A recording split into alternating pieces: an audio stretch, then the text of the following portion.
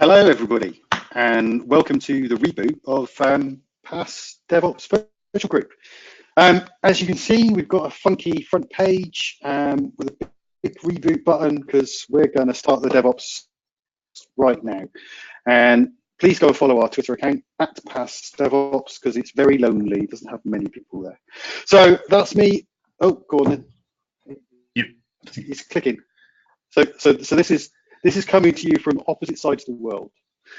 So I am up in the north of England, and I'm the one on the right with the funky hat. And you are? G'day, I'm Hamish Watson. I'm the bloke on the left holding water and looking confused because water. And yeah, what do we say? Get in touch with us. Feel happy to come through. One of our sponsors is Redgate, and Redgate are running a 2019 State of Database DevOps survey. They're following on from last year's survey, which you can download from the website, and you can win a $250 Amazon gift card. So before next Friday, please go and fill in the survey and let Redgate know what the state of your database DevOps are. And then next year, we can show them how much we've improved.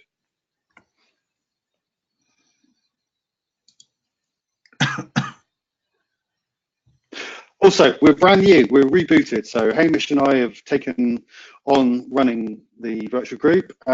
Gary came and joined us very late, too late to get on the slides. I'm sorry, Gary. But Gary will be answering your questions today and will be helping us to organize. But we want more people to help us organize. We want to share the load. More brains gives more ideas, brings more things to do.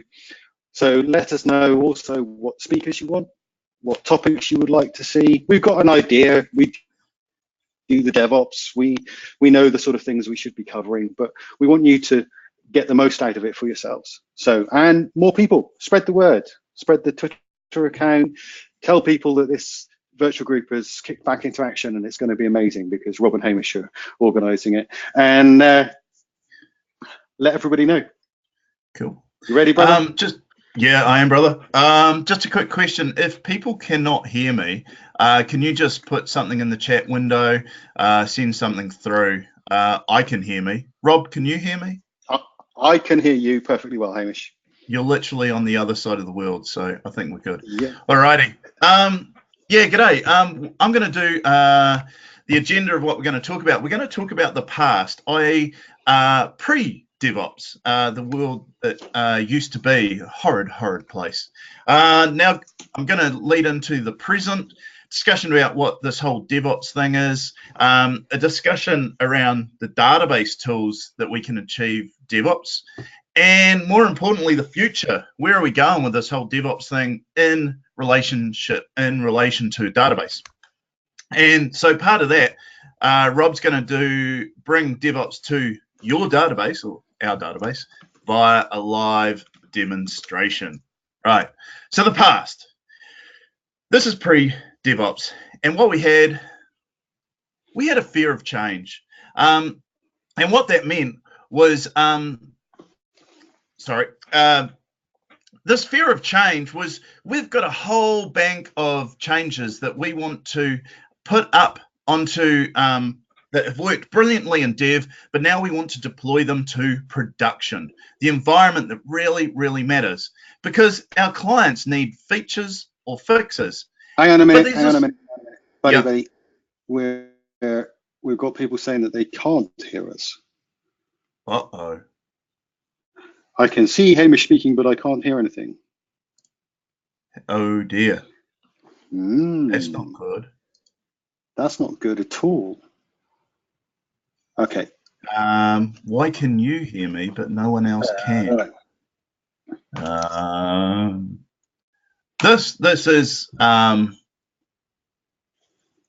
most people would want this normally. They're like, talk way too much. So can people hear you but not me? No, they're saying they can't hear anything.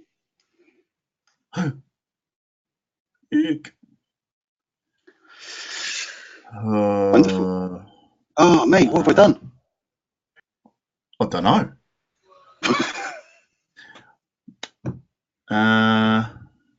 You try to switch in presenters and maybe switch back?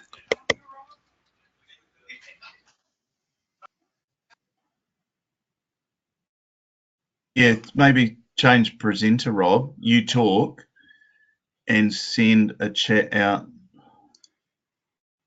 Yeah, hang on a sec. I'm just trying. Yeah. I'm trying to get something.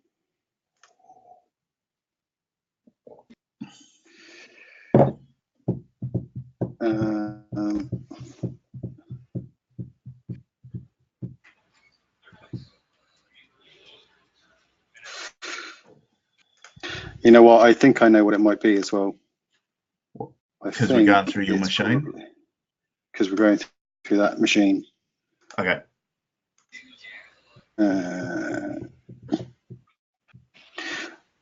Right, let me do this.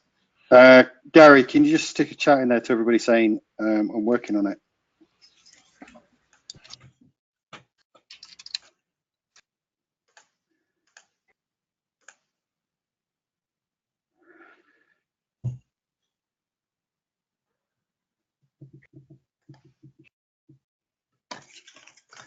I'm going to use some chocolate.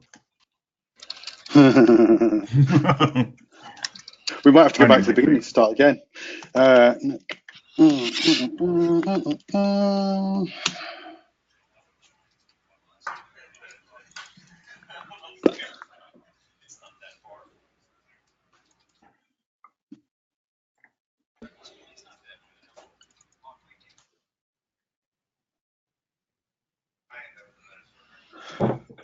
Right.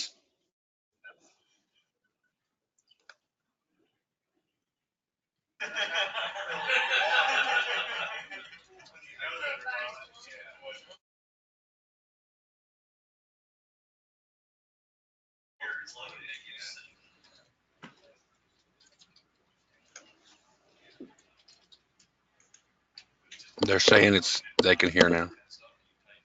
Or Okay. podcast started, I guess. All right. Are we still? Yeah. Can you still see my screen? Can you? Yes, the past. Yep. Okay. Rob, should we go from the top?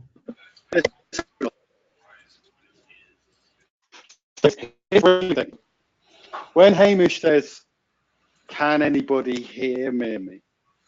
and if you can't, please put something in the chat. Yep. If you can't hear us, that doesn't work very well. Yeah. The only issue, Rob, is since you've flipped from your machine to what you're doing now, you're breaking up a little. So if anyone still cannot hear us, please put something in the chat window. And I don't know, we'll turn it off and on again. I think you're just going to have to do more of the talk, Hamish. Okay. All right. Well, I'll do these slides and I'll just crack into it.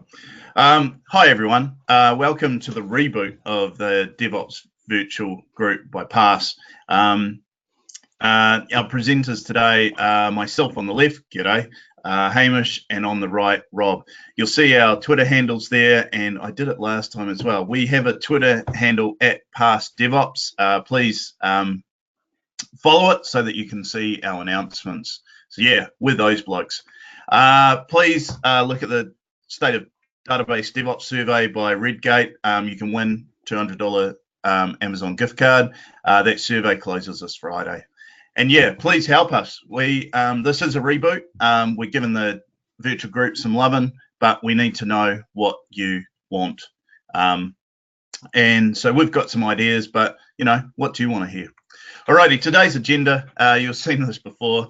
I'm going to talk the past, i.e. why the heck we'd want this DevOps thing, which feeds into the present discussion about what DevOps is all about, some tools to achieve DevOps for databases, and more importantly, the future. Where are we going? And we're going to do that. Rob's going to do a live demo of bringing DevOps to the database via a live demonstration.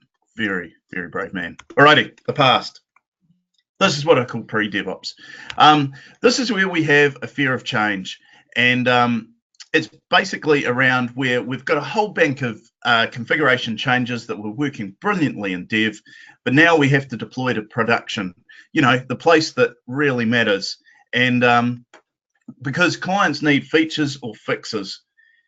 And production is a place where if there's any downtime, money is lost and heads will roll. And to make situations worse, we're all working under what I like to term fear ops. And there's this fear that your application code will break things.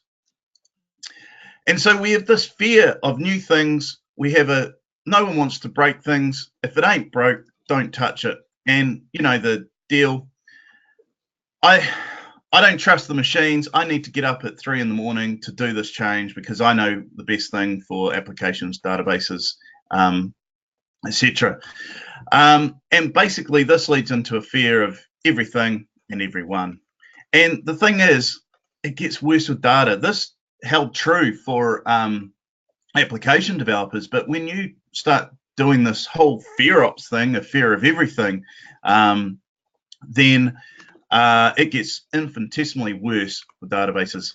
So here's a typical database development cycle. Again, we have manual. It's manual. We have a lack of trust of anything or anyone, and it's inconsistently tested. The reason why that is because, again, we're doing it manually, and we also have this fear of breaking things. I've seen people not test certain features against their database in UAT because it takes 2 weeks to refresh that database. That's so wrong for a number of reasons. And we're plagued with poor or, in fact, no source control. As data professionals, SQL Server Management Studio doesn't really play that nicely with source control. And people don't understand how to get things into source control. They certainly don't understand branching or any of that stuff. And so, again, it's this fear of the unknown that people don't embrace source control for their database. For their application code, sure. But for whatever reason, people are not doing it enough with their database code. And so what that means is that any changes we have, we can't track them, we can't version them, and more importantly, we can't automate them. And that sort of leads in that we have lengthy processes and really daunting deployments, because how often do developers say that the bottleneck is the deployment process with large, complicated databases? And more importantly, how often have you heard or experienced where application breaks our database? App devs don't understand what they're doing to our database. But to be honest, DBAs just saying no and wanting to do everything manually or not doing any unit testing, that's equally as bad. And how often does your day look like this? Where dev want to release awesome new features to the databases and see them take off in a big way. Whereas us poor DBAs, we want to make sure those features don't break things, don't cause our servers to be overloaded. And so there's this power struggle with ops trying to put the brakes on as many releases as possible, and dev looking for clever new ways to sneak around those processes that hold them back. So something had to change. We had to break down this silo. We had to work together. And that's where we lead into the present, i.e., what is DevOps, Hamish? Well, the cool thing, it's a business need, not just an IT thing. And this is one of the premises of DevOps, in that it's a process, it's a philosophy. It's about bringing everyone together to a common goal, because the business wants to react and adapt to market forces, customer needs. It wants to innovate and create innovative apps, services, databases to solve business problems. People buy value from us. They don't buy our software. And what has happened, we've gone from a shift of systems of record, your big, large banking systems, there's massive data. They're highly reliable, but we only do 1 to 2 releases a year. Whereas going to systems of engagement where we have direct customer access, it's got to be easy to use. It's got to be high performing. It's got to be rapidly changed and address customers' changing needs, wants, and market forces. And the fact is, systems of engagement, you know, your mobile technology, your mobile apps, what have you, have actually forced the change back to systems of record, so that banking systems are now deploying not once or twice a year, but hopefully once or twice a week, once or twice a month at worst. DevOps allows us to maximize our delivery speed, and it also enables us to innovate as well, because maximizing delivery speed of our value means that we can, you know, our customer experience is enhanced. And that's one of the key drivers here. Whenever we are making a change in our database, we need to look at the goal where we're delivering value to our clients. It's not just about adding another column or doing a better index. It's about improving the business delivery to our customers. And this increased capacity to innovate, this sort of is driven around where instead of doing 3 a.m. deploys or having to do horrid remedial patch ups at 6 a.m. in the morning, we're not doing that. We're actually doing higher value activities. We're actually tuning our indexes. We're looking at queries rather than reviewing scripts at 4:30 in the afternoon that we know we have to get up, you know, early in the morning. And this whole DevOps thing, it kind of calms us down a bit, because, you know, where there's a lot of reactive energy going on, especially leading up to that horrible prod deploy where we're pretty sure something's going to break, but we don't know what it is. Whereas embracing DevOps processes and philosophies, it calms us down. What do I mean by that? Well, culture. We want to focus on the people. We want to embrace change and innovation. We want to embrace automation. We want to look at things like continuous integration, continuous delivery, infrastructure as code. We don't want to do anything manual. We want to automate it. We want the machines to do the boring drudgery of deployments. And we want to embrace lean, you know, iterative releases. We want to optimize any constraint that we have, and we want to build fast, get small iterative releases out. But we need to measure that. And we want to measure everything. We want to show the improvement. And this is important, especially showing that improvement to management, because by monitoring right throughout our deployment pipeline, it allows us to get those metrics, and it more importantly allows us to share them. And this is where we embrace open information. We're collaborating, we're communicating. And the eagle-eyed of you might notice that the letters on the left there spell calms. And so the whole deal of this DevOps thing is where we're sharing our goals, we're sharing our technology, our processes to create a common purpose, and we're breaking down the silos. I always think about DevOps as being kind of like we speak the same language, but just a slightly different dialect. And we're thinking of it from end to end. We're not focusing just on the individual part. But here's the deal. Only the name is new.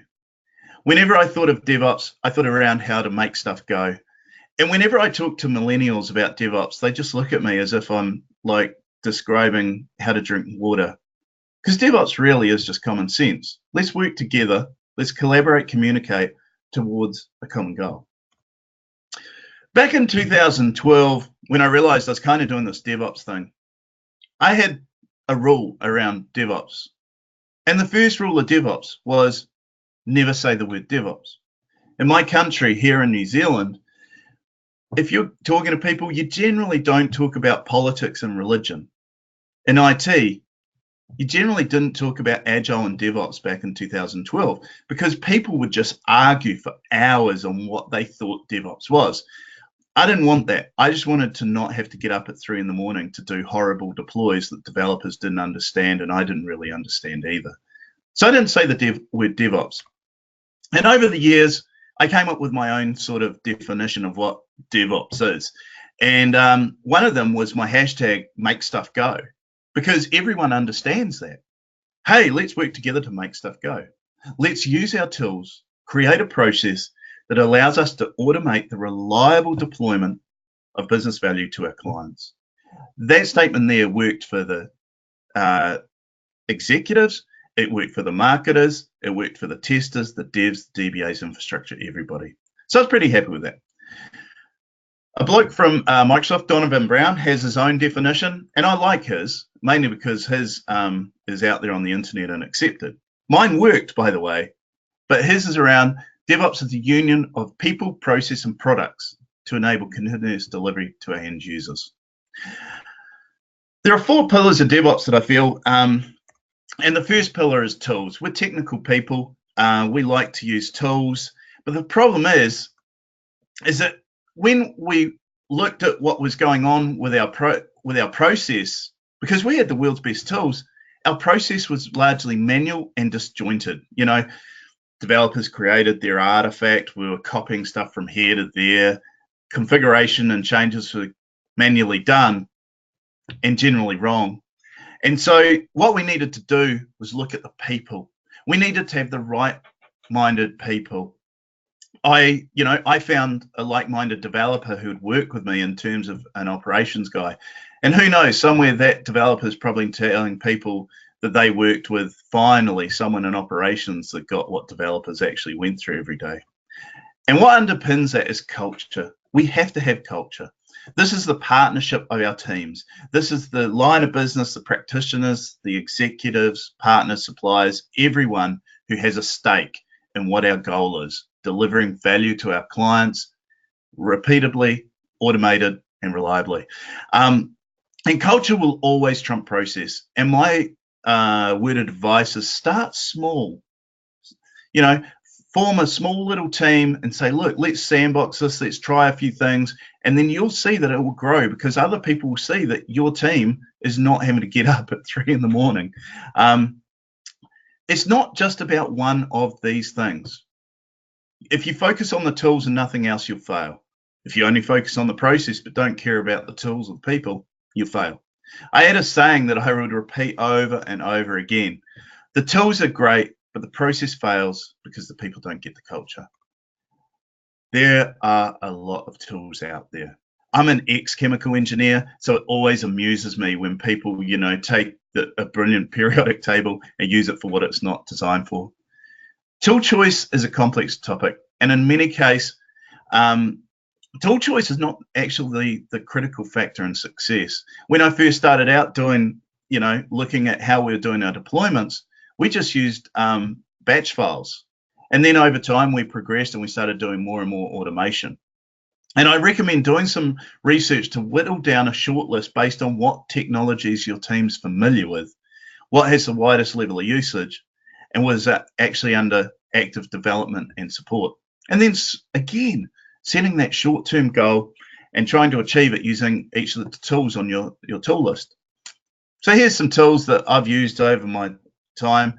We need to track our work in progress. We need source control. Please, if nothing else that you do today, look at source control. We need something to develop in, and we need to automate the build, test, and release of our software. Now, I typically talk at conferences where Microsoft is a major sponsor, and thank you, Microsoft, for all the good community work you do. But you know what? I live in the real world. And so some of these tools might be different. And these were the tools that I've used in previous jobs. You know, I might even join in with the cool kids. Look, I don't care what tool you use. I care about what your process is and what your culture is. I can teach anyone to use the tools. Thing is, you know, it's 2018. We as data professionals have to embrace branching. We have to embrace some of the things around source control. But don't worry, because one of the things I did was I sat down with the application developers and I said, look, I want to get my database code into source control alongside your solutions. Can you teach me? It was amazing. They actually wanted to because we were now again working towards a common goal. So this here is Git flow. Thing is, as a DBA who's probably looking at this and going, whoa, what do I have to do? I'm going to show you a really simple way of interacting with source control. And in fact, I practice what I preach. All my presentations are in source control. They're versioned. And yes, I've had to roll back when I've made 3 a.m. edits that I thought were fantastic. But when I've read them at 9, not so fantastic. So basically, I can check out my branch. I can get the status of the changes that I'm making. I pull down, this is basically pulling down from source control, merging whatever's going on. Yay, it's already up to date. I then add in my files. You know, I then write a commit message. I created a session for the DevOps virtual group. I then push my changes up and done. And to be honest, if your DBA can't do this, please don't let them near your data. Because if they can't do that simple script and learn a few commands, they can't do data. Get them away from your database now. Introducing the top 6 things. I think this is 7 actually, but that's okay. I added another one. You need to look at source control. You definitely need to do unit testing, and I think that's a great session that we're going to do for a future session. Infrastructure as code. Don't be going next. Have your infrastructure defined as code so that you can test it, you can automate it, and you can put it in source control. Continuous integration. You need to look at this. Application devs have been doing it for decades. We need to embrace that with our database code, and we'll talk about that soon. And continuous delivery. This is basically taking all the goodness that we've done in continuous integration and smashing it out into our prod, and smashing it in such a way that it's the world's most boring deploy. We're literally just standing there going, I'm not even needed here. But we've got to monitor, we need to scrutinize, and we need to keep our testing going on. We don't just write a unit test and go, well, I'm done here. We need integration testing, we need functional testing, user acceptance testing, and we need testing in prod. And the 7th thing, I'll edit the slide for when we upload it. The most important thing for DevOps, we'll cover that too. So the asterisks next to these are the topics that Rob's going to go through in his demo. So it's going to be awesome. What's this continuous integration thing? Well, the cool thing is the boffins at ThoughtWorks came up with a really good definition. And I like to think of continuous integration as the bridge that really does bring dev and ops together, because we've got this platform that we can collaboratively work on, because we're going to integrate our code into a shared repository several times a day. And each check-in, we're going to verify it. We're going to detect problems early. And by doing this, it means that we can locate them and remedy them more easily. So I'd like to show you an animation of what continuous integration looks like in the real world with database code. So what we have is developer Rob. Rob's done some unit testing like every good developer should, or data professional. Writes the code, commits it up to source control. We have Hamish. Hamish just wrote some code, pushed it up to source control, and then it's pushed over to our build server, which does a bit of continuous integration and testing. Boom, there's a test failure. But the cool thing is, Hamish is being notified at 3 in the afternoon that he wrote really bad code. So Hamish can immediately remedy it, not push it out, deploy it to prod, and suddenly an online banking system's crashed. So Hamish then remediates it, pushes it up, it goes out, and then Hamish learns a life lesson to write a unit test for that bug that he just fixed. And that's a key thing here. Look, if you don't do unit testing, please do. And like I said, we're going to do a session on this. We have to save the industry. But continuous integration isn't the whole story. As you see here, we did some builds, we did unit testing. But what we did was we banked up 3 months of changes before we pushed it through to prod. And what that meant is that it went boom in prod because we hadn't done iterative releases. We'd banked up those 3 months. We basically spoiled all the good work that we'd done in continuous integration. And so we had feedback on 3 months worth of changes. I don't know about you, but I can't remember what I did 3 days ago, let alone what I did 3 months ago. And so this is wasteful rework and manual intervention again. So I'm going to show you some processes for database deployment. So again, we do our unit tests, we commit it to source control, we do our build tests, and we push it immediately to a build database. And this is part of the continuous integration. So we are immediately deploying our changes and getting feedback. And you know what? We might be running our build system on a Kubernetes cluster maybe. And then if it passes there, we'll push it up to our integration system, which will then push to our functional testing. If it fails here, we'll come back, we'll remediate it immediately, and then we'll push it out again. And what we're doing here is we're pushing it out to prod-like systems. So that means we're developing and testing on prod-like systems. So prod-like systems are where we take a copy of prod, the same structure, the same schema, everything is the same, just not the size. And any data we need to push into these systems is sourced from source control. And in fact, these databases are built from source control. We're not spending weeks spinning up clunky systems. We are spinning up systems from the definition and source control, seeding them with the data, and just smashing it out in seconds to minutes rather than 2 weeks.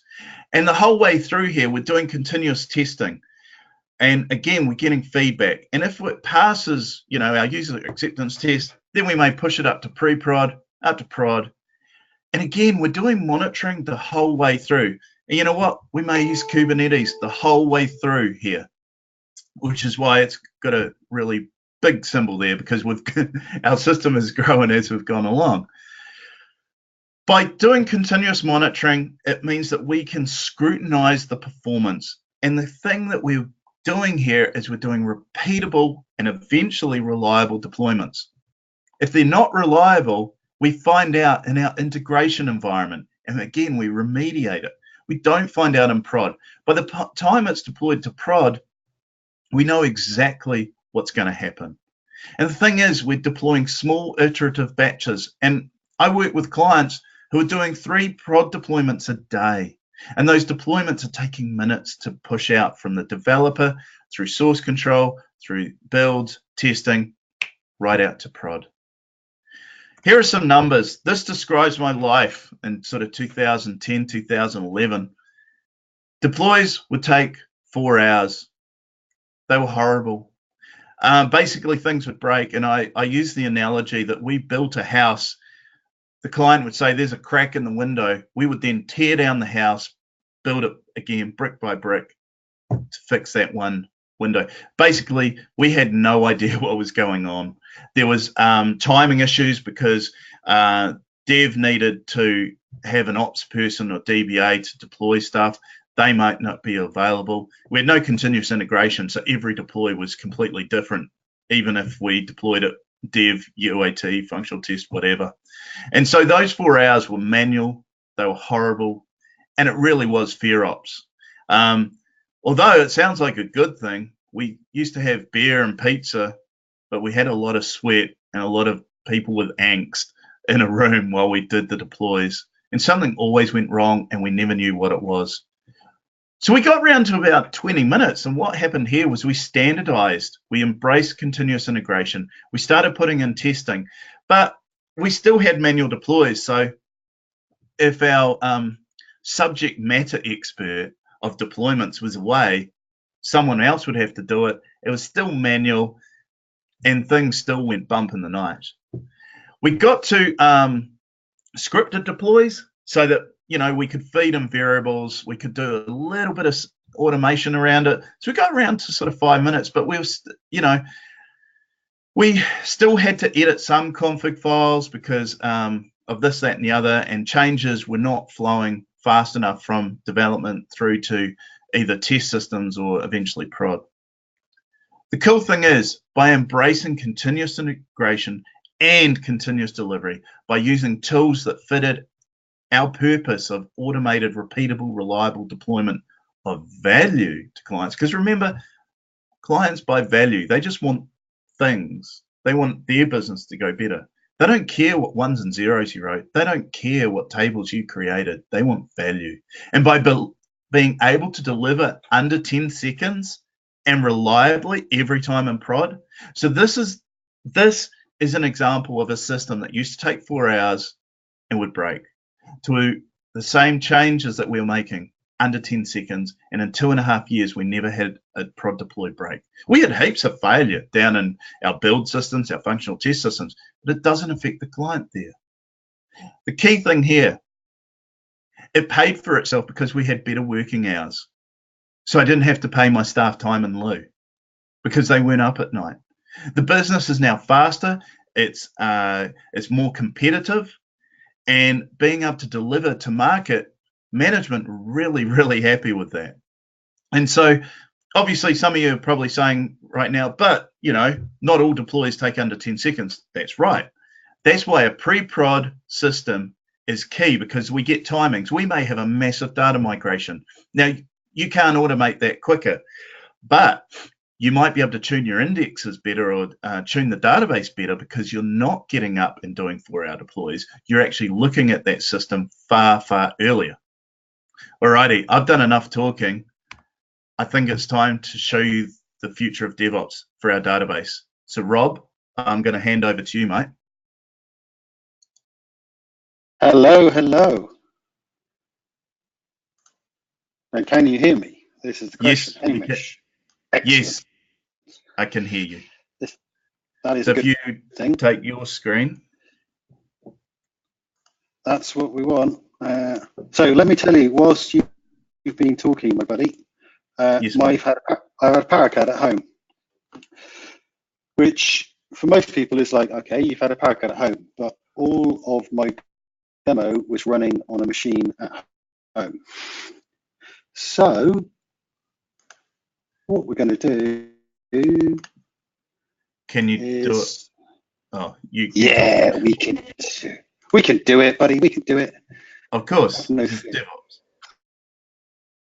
We'll just make stuff go. We're professional. Yeah. Absolutely. Oh, so my heart rate is going at 10 million to 1. So let's have a look. What have we got? We have got a Kubernetes cluster. Kubernetes basically is just an orchestration tool for delivering containers. Containers are amazing. Containers are small, lightweight images of your application. So in this case, SQL Server. And I can spin you up a SQL Server instance in about 3 seconds. And it is absolutely amazing. So this sounds really useful, because we can start using this in our DevOps world. And what I wanted to do was connect to my production. You have to take a little bit of this on trust here. Connect through to my production machine and show you that I do not have a table called, I've just had a mad thought. Let's see what we can do. A table called special customers on here. So here is Visual Studio Code looking at a cluster. In this cluster, we have some namespaces. Namespaces are a way of Sorry, Rob. Go for it. Rob, it's not refreshing on my screen, but I am literally down the bottom of the world in South Pacific. Of the world. Yeah, I just see Gary, Kubernetes. Yeah, Gary? Can you? Yes, I'm here. I'm sorry. Can you see? Hello. Hello. I can hear you, Gary. Okay. What can I see? Yeah. Yeah. What can you see? I see your screen. There's a couple people that are saying that your voice is breaking up. Yeah, I'm really sorry. I cannot do nothing. I've got a couple people saying they can see your screen as well. Okay, cool. It was just stuck on the Kubernetes thing. I'll stop talking now. Go for gold, brother. That's right, buddy. No worries. So that's not going to work for me. So let's start where we were. Namespaces. Namespaces enable us to divide up the resources available. If you think of it a bit like a VLAN, that's a good idea. So we've got a dev namespace.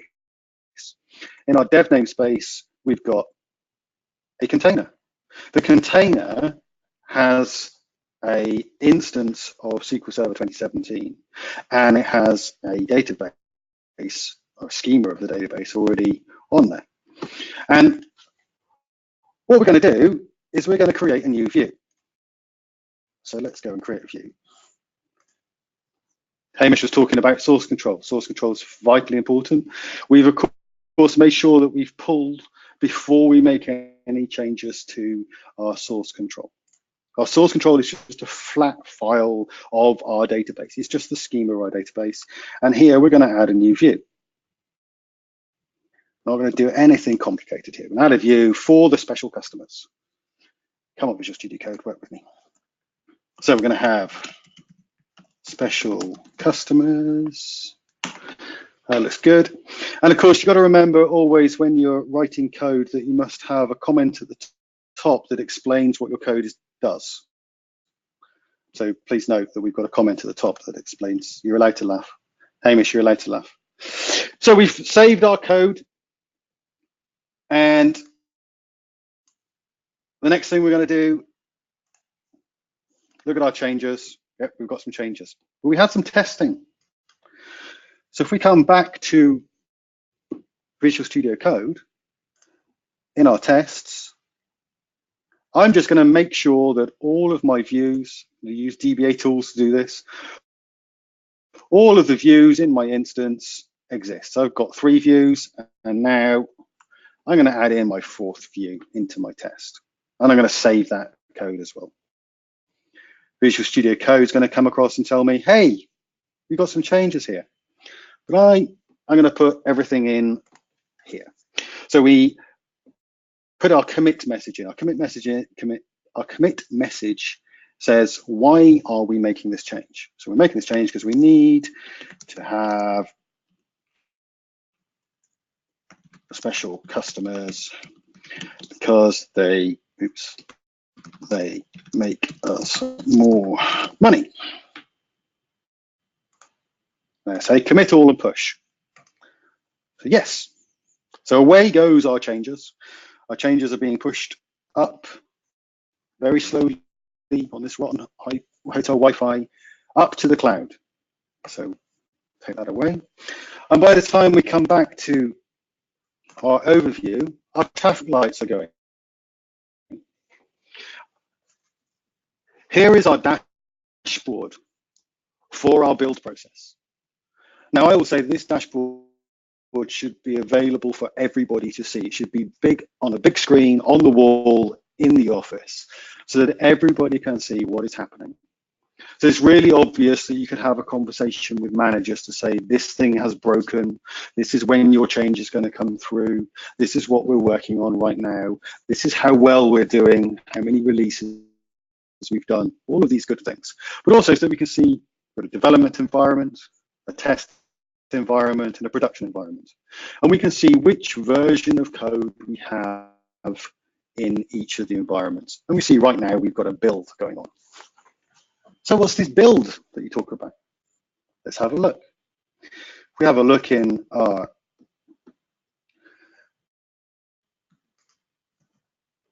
Azure DevOps, and it's the same if you're using Jenkins or Octopus Deploy or any other sort of build and release process is going to make sure.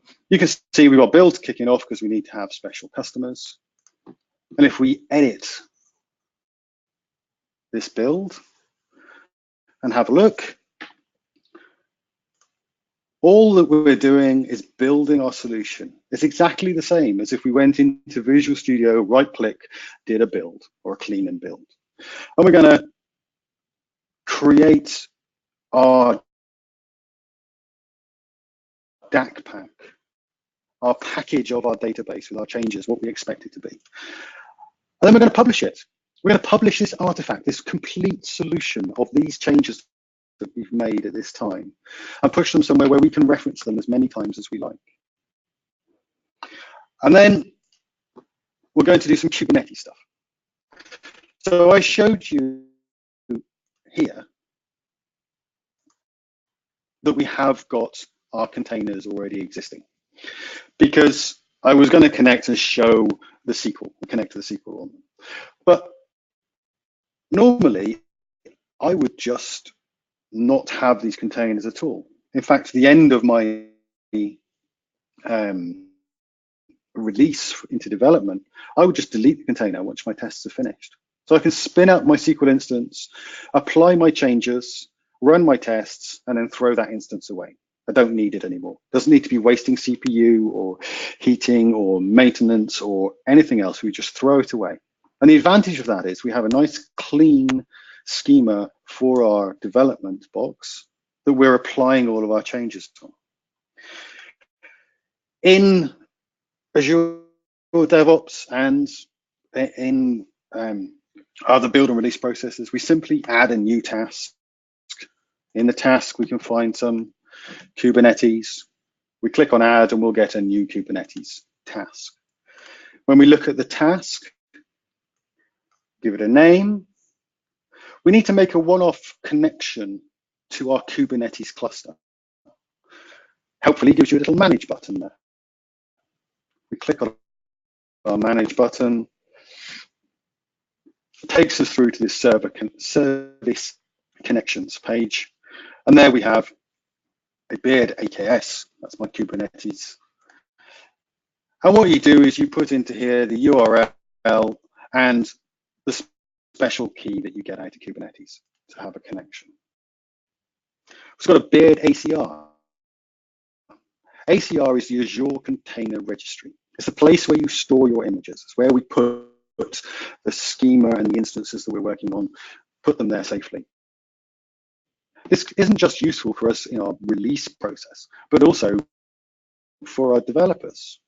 When our developers have messed up our instance completely and they want to restore the database, you say, okay, do a docker-remove name of your container, and then do a docker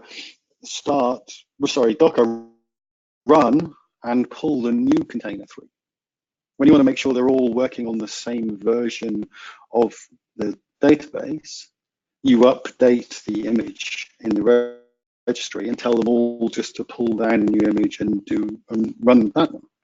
It's a real good way of keeping everybody up to date, making things easy. And because it only takes 2 or 3 seconds to spin up a new container, then they're not having to wait away. So once our container has been built, and this happened automatically, you saw that my traffic lights had started going without me even doing anything. Now you can see that my traffic lights have stopped, that my build is green, and now I've got a blue here on my development. So in my build, my trigger says enable continuous integration. As soon as there gets a change into my master branch of my source control for my database, start doing a build. Create me my backpack and my artifacts. And then, once you've knocked your orange juice over, don't do that. And then, once your build is completed, automatically we're kicking off a release into development. And what's happening here is that, let's edit the release instead of looking at it this time. Yes, please. For each one of our environments, we're going to say, as soon as I get an artifact here,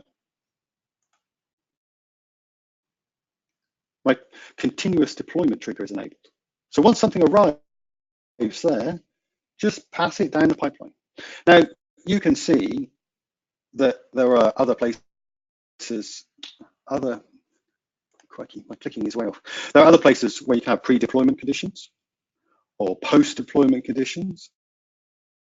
So you can say, okay, maybe after development or before it goes to development, we want Hamish, the development test environment person, to look at it. Probably not. Maybe in test, maybe we want to say we don't want to interrupt any other testing that's going on today. We'll do it at 7 o'clock at night. And these pre-deployment conditions give you the chance to be able to control that. Or you just go, I trust my testing. I trust everything is going to be okay, and I'm just going to let it run. So our artifact's been created, it's passed down the line, it's hit our development environment. First thing our development environment does is download our build artifacts. Download that package that we created in our build and start to work on it. We do a double delete just to make sure, because it's just an if exists, because sometimes I run things in different orders. And then we grab the IP address for our cluster. Now, we have this, I was trying to get that running. We have this created on our cluster. Now, this resource group has been automatically created when you create a Kubernetes cluster. And you can look at that on other videos, or maybe we'll do it later date. But we have some external IP addresses. And when we created these external IP addresses, we just gave them a tag, which you can't even see in the port. Oh, you can, it's there. There we go. We created them a tag. You can tell I normally do things on the command line. So we gave it a tag of the name of the environment and a value of dev. And this means that I can go and pick it up programmatically using a bit of PowerShell and say, get me the public IP address from my resource group name where the tag environment is dev. This is a bit of magic that you do inside Azure DevOps to set variables programmatically. So we've got our variable and we just do a little right host and we set it to this value. Now we have a SQL Server YAML file and we just want to replace some values inside that. So we say replace any values in my YAML file, and wherever you see underscore open brace and then open close brace underscore, replace anything that's inside there.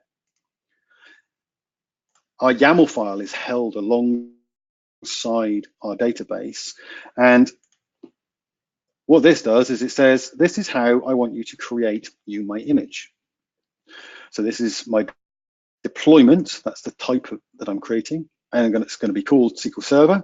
It's a SQL Server app. I'm going to have one replica. And I'm going to call this container SQL Server 1. And I would like you to get me the latest image from my Azure container registry. So this is the last image that was pushed up. This is the one that matches live. That I pushed up the last time a change went through to production. So go and pull me that copy of the instance and the database that we're using, and then create me a container. Don't ever use that password, but it's kind of fun for now. Fill in these values. I've created a secret in a key vault to access my registry. And I create a SQL service. And then I fill in my load balancer IP, the value that I got programmatically from the portal. And I create a load balancer. Then I create a container from the ACR. So use that YAML file. I have to set up a connection to my Azure subscription. I have to set up the connection to my Azure container registry and set up the secrets. But once I've done that, I say, here's my resource group, here's my cluster, this is my namespace, create, because there's different kube control commands we can use. We use the create, use a configuration file, and I point it at that YAML file. Then it creates me a container. Now here's something weird and annoying. The only way I can get this to work right now is to do a start sleep for 3 minutes. Now, yep, I'm a PowerShell nut. I'm a DBA tools evangelist. I know there is a test DBA connection that will successfully say whether I have a connection to an instance. However, in this scenario, if you use that command here, it successfully gets a connection to SQL before SQL is ready to accept the DAC pack. So we have to have a wait, and I'm yet to find a better way of doing this. Once that's finished, we just use DBA tools. I still do a test connection, as you can see there. And I use the publish profile command and the publish DAC pack command, and I publish my changes. Then I run my tests. In this case, the tests I was running are just pester tests. Just tell me, have I got these views? Because it's just a demonstration. But we could run all sorts of tests in here. We could definitely run T-SQL T tests. Then Hamish would be able to see locally what problems he had, but also if something slipped through, we'd be able to get this failure here in development. And once we've run our tests, because we output them into NUt XML, our build and release process, the systems are really good at picking up NUnit XML and turning it into pretty pictures. So we say publish it to this place. And that means that with a bit of luck, this release into development, whilst I've been talking, has finished. And it's all succeeded, everything's green. If we looked at our dashboard, we'd be able to see once it refreshed. Excellent, development has succeeded. Version 750 has been released into development. 100% of the tests passed. Come back into here and have a look at our tests.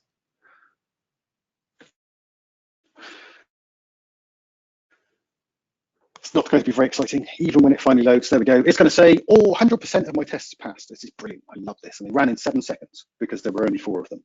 And all of the results are here because, hooray, there are no test failures. You get a little cup. Makes you feel good. But if we had a look at the ones that were passed, you can get some details about your tests.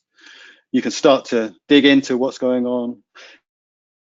You can start to do really clever things. You can start to create work items. If we had a bug from a failing test, we can start doing that. So that every time we get something that fails, every time we get an error in production, we create a test to make sure we never get that error again.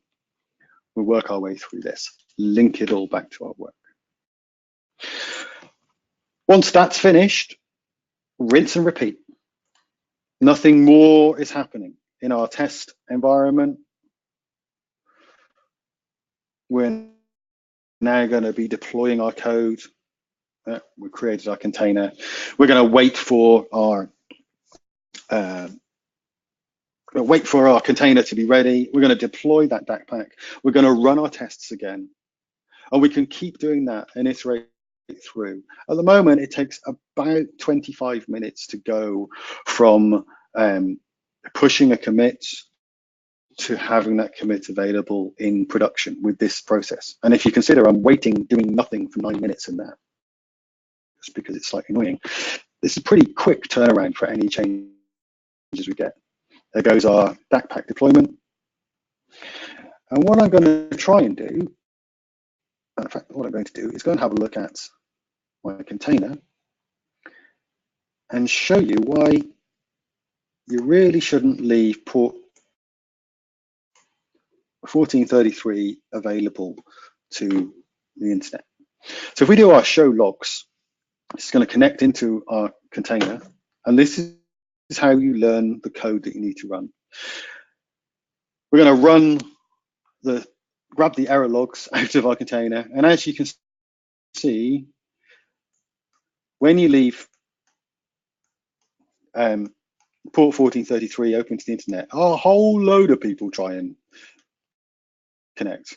And the stupid thing is this password is extremely simple, as you saw, and nobody's yet got in and found a blank wide world importers database.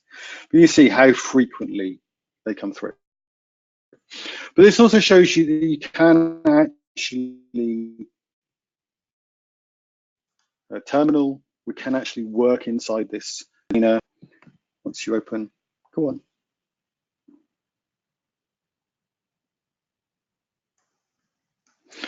You can actually get a terminal straight into this. Oh, yes, we're running on Linux because SQL doesn't care. What we got in here? We can now CD or CD anywhere we want to. opt/SQL. And we can dive into our container and see what is happening within there very slowly. Is there a question there? Yeah. Daniel asks, are you able to build a pipeline using the Azure Data Warehouse? Are you able to build a pipeline using Azure Data Warehouse? My honest answer is I don't know. I know a man who does, and I am going to try and get him to come and do a presentation for us. But right now, I couldn't tell you that off the top of my head. Hamish, do you know?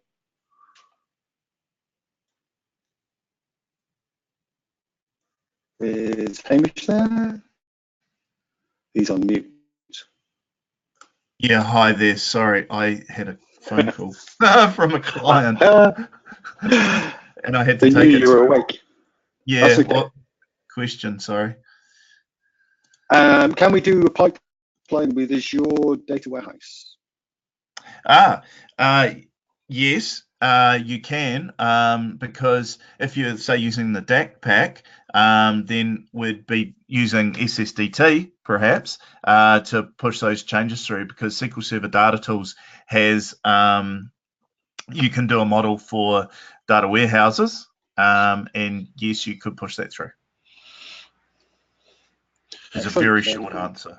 But another yeah. question is, can you explain more setup of the container from your local Visual Studio and how Kubernetes fits into the flow? Okay, Kubernetes fits into the flow because it's a orchestration device, so it enables us to spin up our containers really quickly.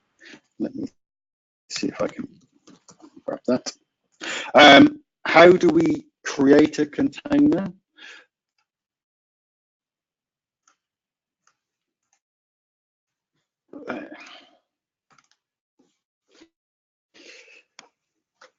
See, I had all of this set up on the machine at home before the. Oh no, I don't want a new version. No, remind me later. Before we had that problem. So what I would do is I would create the container, and let's do it this way. The best way to create containers is to type this address into your browser, dba from the cold.com. And once you get to this page, here is the summary of my container series, or actually Andrew's container series.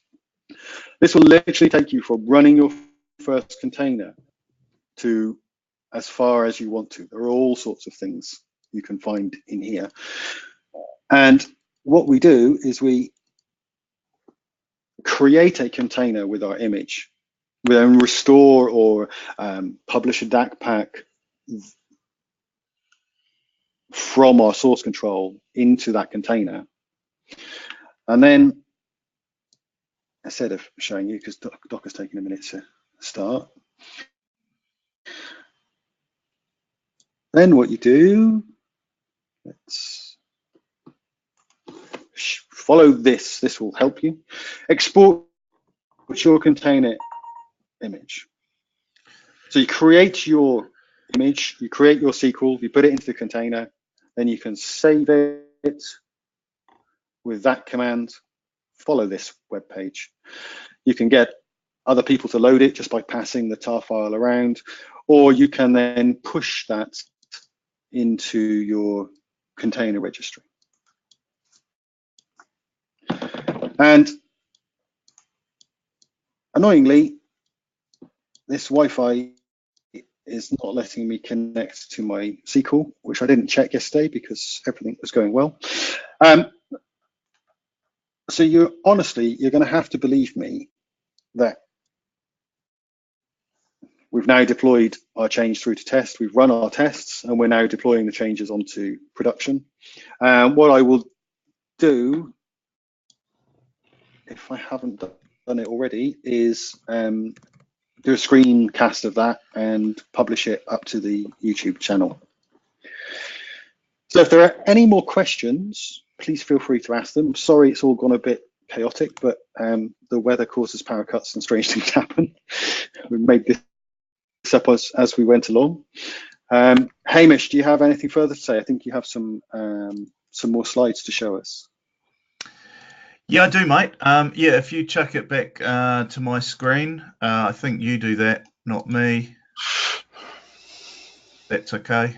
Have I? That should. Are you back? Make presenter. Yes, please. That should be you back there, brother. Oh, yep. I got a pop-up. Boom, done. And I'll even turn my webcam on just for the masses. All good. Thank you so much, Rob. And I really appreciate you putting up with the infrastructure issues. Hardest thing about being a speaker or presenter, it's never the content. It's always the infrastructure. Alrighty. Cool. The most important thing about DevOps. So this is a guy that I worked with on Team City and Docker. This is a person, I called him Bitcoin Jesus, mainly because he made miracles go in the cryptocurrency world. He will be a freak to work as well, but that's okay. Worked with him on Team Foundation Server and Redgate tools. This bloke here taught me how to unit test my data. I'm forever grateful.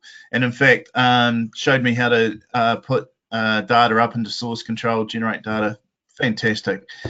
This bloke here, we worked on Octopus Deploy and Entity Framework. Don't be scared. Entity Framework does have a place in the data world. And this bloke here, I worked on Ansible and desired state configuration. We worked on how to spin up a whole data center. So infrastructure, the servers, Active Directory databases, web servers, app servers, users, you name it. And the most important thing about DevOps is people, because we all worked on different technologies, different processes, in fact, but our goal was the same. We automated the repeatable, reliable deployment of value or delivery of value to our clients. It was crazy ride. It was awesome. We were engaged, and I loved every minute of it, even when stuff went wrong. But of course, we just remediated it in our build system and did another build. Right, summary. Look, you might have guessed, I like this goal because it allows everyone to get on board. We don't do out of process changes ever. No manual editing of stored procs in production. You know, we have a process, even if it takes 25 minutes, like Rob's pipeline there, that's okay. We should never be having to smash in something under 25 minutes into production. And the thing is, by automating deploys, we can now move on to higher value activities. Index tuning within databases is always needed. And please don't ever underestimate unit test or test-driven development. And I think, as I said before, we have to do a session on unit testing with data. And look, people worry that DevOps and automation are going to take them, you know, make them redundant. Automation is not going to kill the DBA or data professional. To be honest, if you don't know what the automated process is supposed to do, then how do you know it's doing it correctly? So we need experienced DBAs, data professionals, devs, whatever. And it's actually now time to embrace automation. SQL Server on Linux and Kubernetes is exciting because I can treat it as code. I can spin stuff up from source control. I can spin it up as code. I can work with those app devs. They'll teach me how to do stuff better. Thing is, communication, collaboration, and culture. A culture of embracing DevOps, embracing all these brilliant things will dictate success. And it's now time for database developers and DBAs to embrace the same techniques and philosophies, to all be on the same page, working towards that goal. And for far too long, we've had two separate deployment conversations about applications and databases. We need to start treating them both the same so that our data is not at risk. So if there's any questions, any further questions, I guess we can take them here. We've gone a little bit over time, but that's only because we rebooted the reboot. So what I might do the community news, and we can do any questions at the end of people. Right, if you flick through those, people can see them. I'd just like to say I've just posted into the chat the link to the YouTube video showing that process actually working. So you can see all of it, including the Azure Data Studio stuff. Nice one, mate. We need to make a note that people would like to see an entire presentation on containers. I think we know a couple of people that could do that. And somebody asks, could you repeat what you just said about applications and data, Hamish? Yeah, sure. So it was around the communication and collaboration.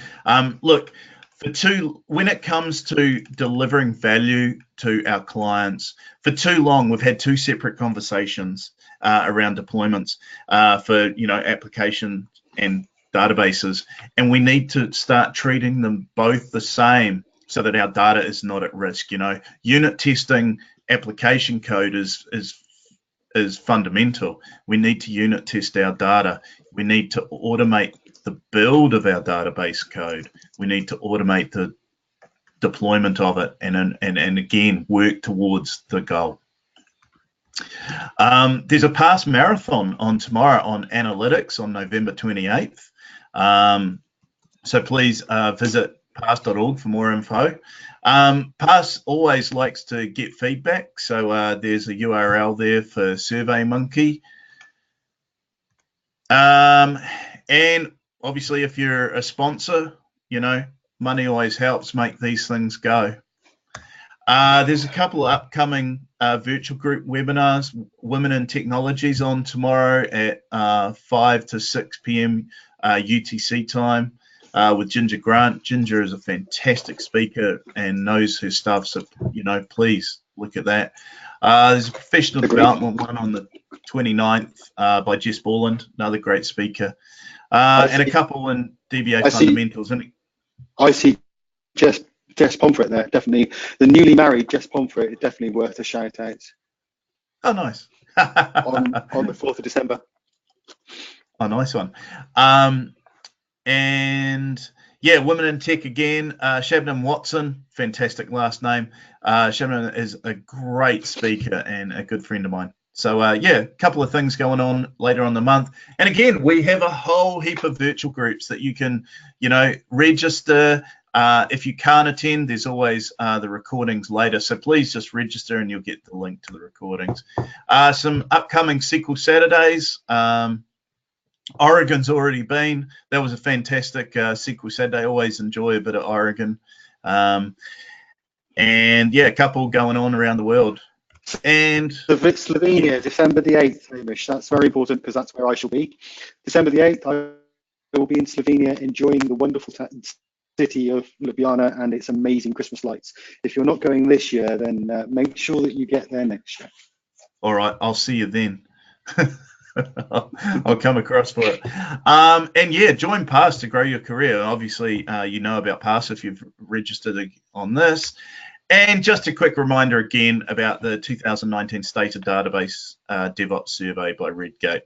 Some industry leaders in the world of both DevOps and bringing it to the database. So yeah, cheers Redgate. And yeah, connect with PASS.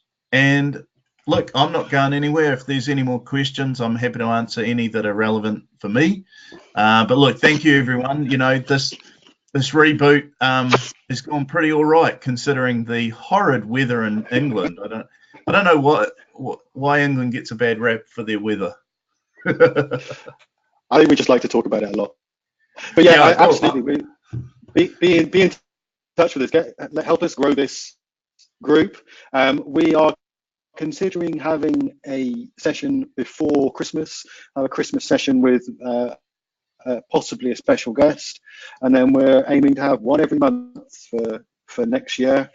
So give us some ideas, give us some speakers. If you want to speak, even if it's the first time you're speaking and it's vaguely related to data and DevOps, we will be happy and delighted to have you. And we'll support you because we know what it's like to, get up there. Yeah. Absolutely. I don't see any questions coming in, so we shall say au revoir for now and see you soon. See you later.